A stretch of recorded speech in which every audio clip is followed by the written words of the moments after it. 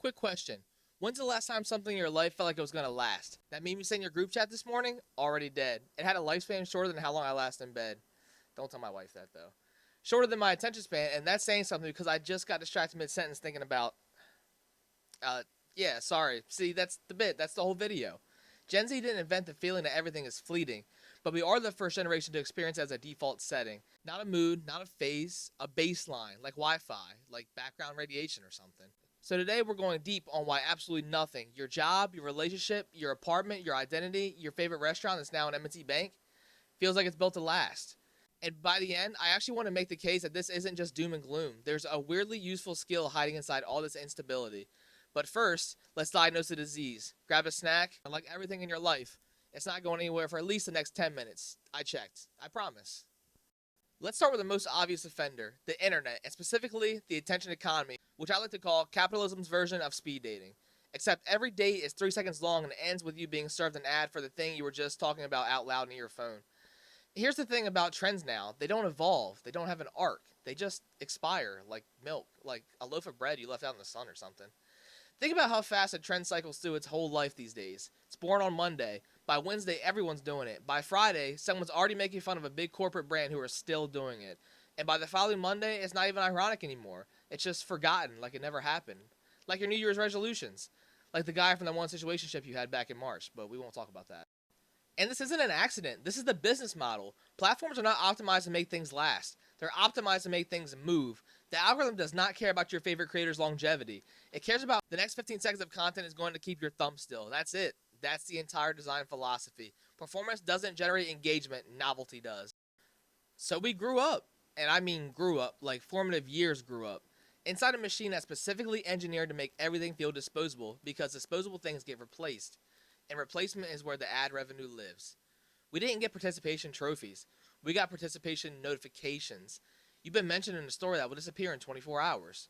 Cool. Love that for me. Very moving. Very permanent. Truly the Mount Rushmore of digital validation. But here's the part that actually matters. When your environment trains you that nothing sticks around, you start to expect that everywhere, not just online. You start applying this will probably be gone soon logic to even jobs, to friendships, to where you live, to how you feel about yourself on a given Tuesday. The internet didn't just change what we consume, it changed the settings on how we expect life to behave. Alright, money and jobs, or as I like to call them now, temporary arrangements with a LinkedIn title. Our parents' generation or grandparents, depending on how old your parents are, no judgment here, could get a job at one company and just stay for decades. They get a pension, a little gold watch, a little party with a sheet cake that says congrats on 30 years, Gary.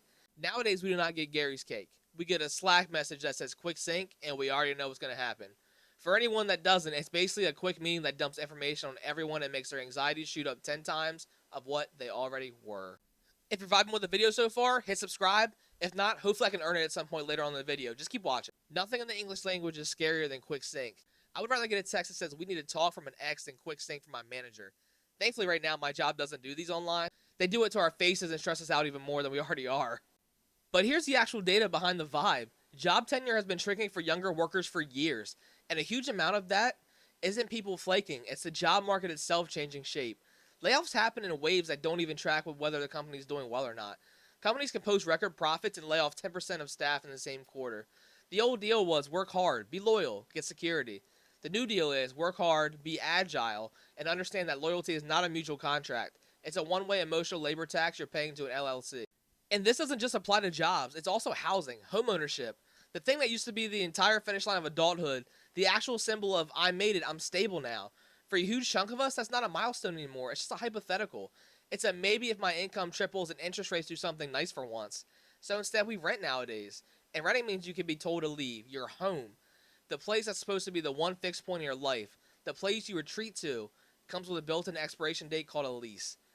I've moved so many times in my teens and 20s I could give you walking directions to strangers and places I don't even live in anymore. Oh yeah, the water pressure's old in my old rental house and the AC can't keep up.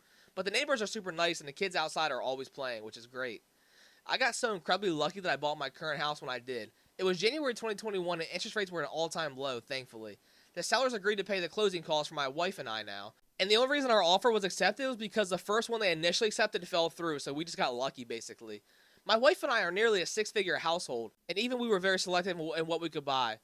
No lie, everything had to go perfectly and it did, which is excellent because it feels like every other part of my life is currently in flux, like everybody else. When you can't count on your job lasting and you can't count on your home lasting, you stop making long term plans by default. Not because you're lazy or can't commit, which, by the way, is one of the most condescending things older generations say about us. You stop planning long term because the infrastructure for long term planning got taken away. You can't build a 5 year plan on a foundation that might get restructured in quarter three. This isn't a personality trait. It's a rational response to an unstable system. Let's talk about dating now, because if jobs and housing are unstable, dating is basically a Jenga tower built during an earthquake. We invented a whole vocabulary just to describe how undefined our relationships are. Situationship, talking stage, we're just vibing. These are not relationship statuses, these are legal disclaimers. These are the terms and conditions nobody reads before they get emotionally invested. Instead of Schrodinger's cat, it's like Schrodinger's relationship. It's both a relationship and not a relationship until someone's brave enough to open the box and ask, so what are we? Dating apps definitely did not help this, by the way. They turned finding a person into scrolling for a person, which uses the exact same brain muscle as scrolling for a video, which means we started treating potential partners the same way we treat content. Swipe past, see if something better loads. There's always a next profile. There's always a maybe someone's better, one swipe away, which sounds efficient, but it's not. It's not efficient. It's the emotional equivalent of standing in a buffet line so long you forget to get any food and eat. If you grow up watching job security disappear, watching housing stability disappear, watching your favorite platforms and trends disappear overnight, why on earth would you expect relationships to be the one thing that's built different? We're not commitment phobic because we're broken. We're cautious because everything else in our lives has taught us that things end, often without warning. Keeping your options open isn't cowardice. Sometimes it's pattern recognition. It's just pattern recognition applied to something that really deserves better than that. And that's really the tragic part of everything. The instinct that protects us from a bad job market, it ends up bleeding into places where it actually costs us something. Because you can't build closeness with someone while your nervous system is quietly bracing for the layoff notice of a breakup. To be honest, as a fellow Gen Zer, I'm still going to make jokes because that's just how we survive in here. But Gen Z is the first generation to grow up with a climate anxiety as a core memory instead of a news segment. We didn't learn about the future melting from a documentary. We learned it from the deadlines that showed up between videos of guys ranking fast food fries. Nothing humbles you quite like doom scrolling past hottest year on record to get to a video of a golden retriever discovering snow for the first time. Straight whiplash. Truly the modern conditioning.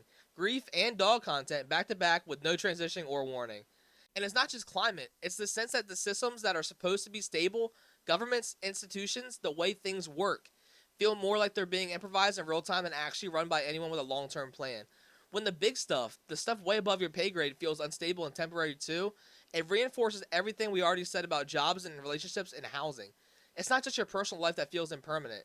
It's the whole stage your personal life is happening on. I'm saying it because I think it's important to name the actual size of the thing. It's not just kids these days who are anxious for no reason. It's that an entire generation is trying to build a stable sense of self on ground that keeps shifting at every single level. Personal, financial, environmental, global. That's not a vibe. That's a structural situation. And you're allowed to feel the weight of that without it meaning something's wrong with you. Here's the thing I actually believe, and I'm not saying it to slap a bow on 12 minutes of existential dread, or however long this video has taken so far. Every generation before us built their identity around performance. Long careers, long marriages, long mortgages, long, slow timelines, where the goal was to plant something once and let it grow for 40 years. We don't get that option anymore, so we're being forced, not by choice, by circumstance, to build a completely different skill instead.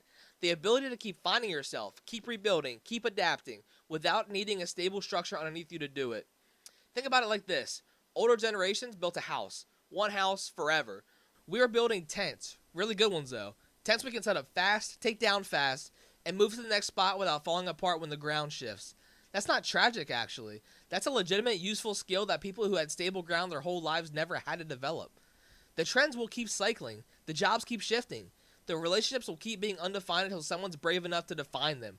That instability isn't going away just because we want it to. But you can get remarkably good at moving with it instead of being flattened by it every single time. And maybe I say this as someone who is also still figuring it out in real time. Trust me, I'm not here pretending I've got it solved. Maybe the goal isn't to find the one permanent thing that'll make everything feel stable. Maybe the goal is to get so good at rebuilding that impermanence stops feeling like the floor is dropping out and starts feeling like it's just the terrain. Something you know how to move across instead of something that keeps ambushing you. Is that a completely satisfying answer to why does nothing in life feel permanent? No, definitely not. I mean, would I love a gold watch and a cake that says congrats on 30 years? No, actually I wouldn't because I have an egg allergy and cake has eggs in it, so I'd probably die. But But I do think naming the why takes some of the power out of it. It stops being something's wrong with me and starts being something's wrong with the structure. And I'm adapting to it better than I can give myself credit for. So that's the theory, man. Everything feels temporary for us because structurally, functionally, financially, a lot of it really is. The apps are built to churn. The job market stopped promising loyalty, and housing stopped being a guarantee. Dating turned into a buffet line, and the whole backdrop behind of it is flickering too. But if you're still here 10, 15, or 20 minutes in, still watching and still paying attention in a world that's begging you not to, it's not nothing, man. I really appreciate it. In this economy, pun fully intended, that's basically a standing ovation. And if this video made you feel something, do the societally expected ritual. Like it, subscribe, and comment your most unhinged situationship story below. And if none of this resonated and you think I'm wrong about all of it, also comment that because I'm not made of glass and I can take it, unlike my sense of long-term financial stability. Either way, thanks for spending a few minutes of your very temporary time with me. I don't take that for granted, and I'll see you in the next one.